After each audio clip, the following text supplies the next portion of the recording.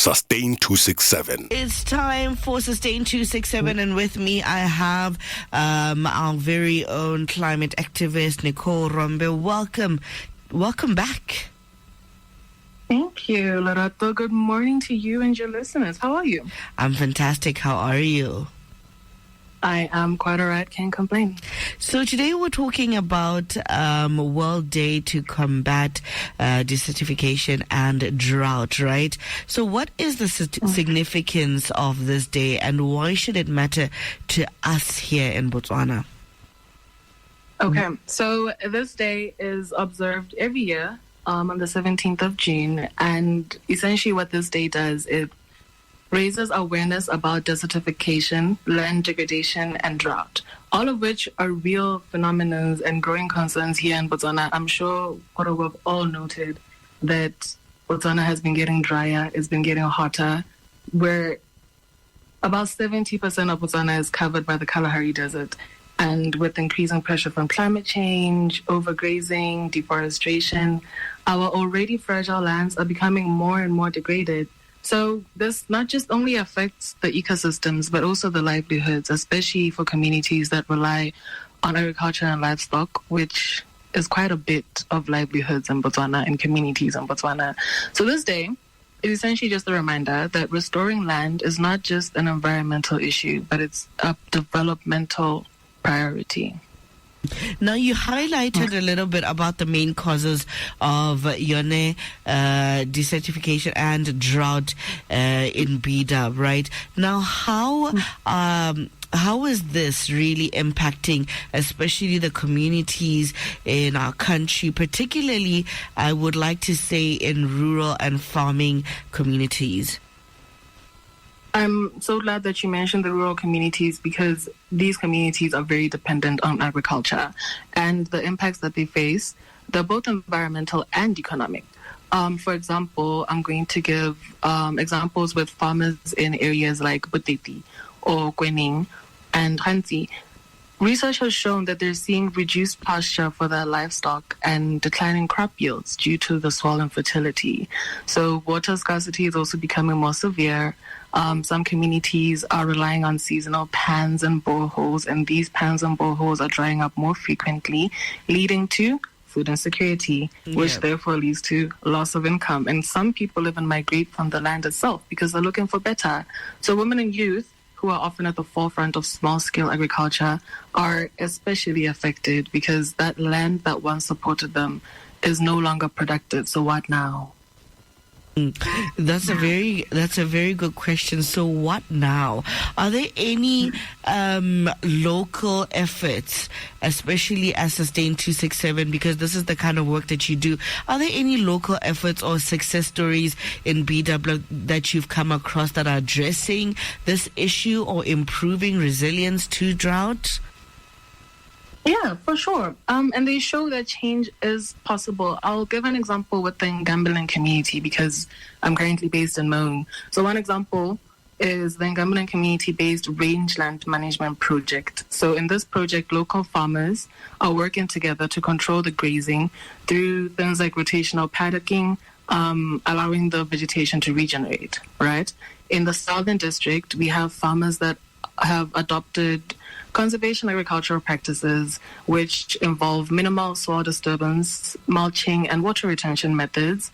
There's also NGOs and government initiatives under the National Action Program to Combat Desertification, which are promoting tree planting and indigenous species like Murula and Mopane. That's also something we do as Sustain 267.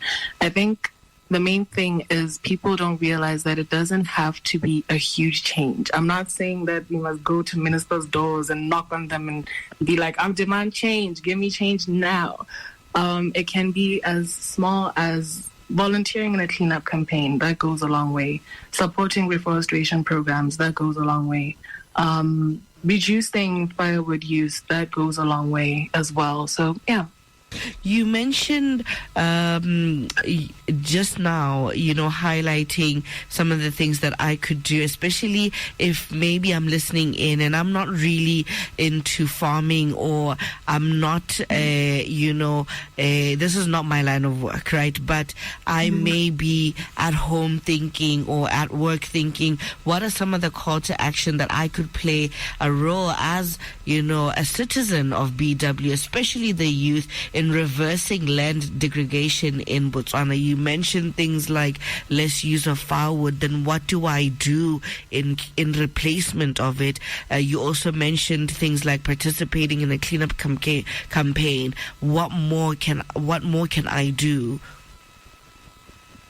So thank you for that. Young people are the key to change. And I know every time I come here, every time I'm a guest on this show, I'm always advocating for youth. And this is not me discriminating against people that are not youth, okay? Everyone, citizens of BW, everyone is called to do these things. But I just keep going back to young people are the key to change, because we are tomorrow's leaders. We are the future. So we can engage in climate smart agriculture. We can join restoration projects. We live in a world of AI and digital marketing and all of these things now that have to do with the internet. So we can use tools on the internet. We can use digital tools such as GIS, which is Geographic Information Systems, and drone mapping, for instance, to monitor the land health, to monitor how this land has been changing, how it has been, how it will be, and what we can do about it. Youth can start youth-led green businesses, such as producing organic compost. I know there's a school in Lobate that I visited a while ago, and they're actually making their own fertilizer. And these kids came up from 3, and they're making their own fertilizer, and they got the president to come and sign in on it, and they're making money from it, money that's going back to community projects. So things like that, just actually being supportive. Students and young professionals can advocate for stronger environmental policies. You don't need to know too much about it to do just a little bit and go a long way, because at the end of the day, it's about protecting the future of the youth and the land that will sustain it. Most definitely. Now, in wrapping up our conversation, because unfortunately we've really run out of time, where can one find you on social media? Maybe you might have struck a nerve with somebody who wants to really understand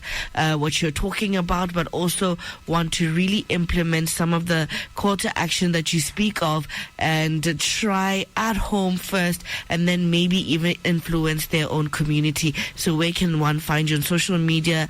If they want to reach out to you as well, where can one find you?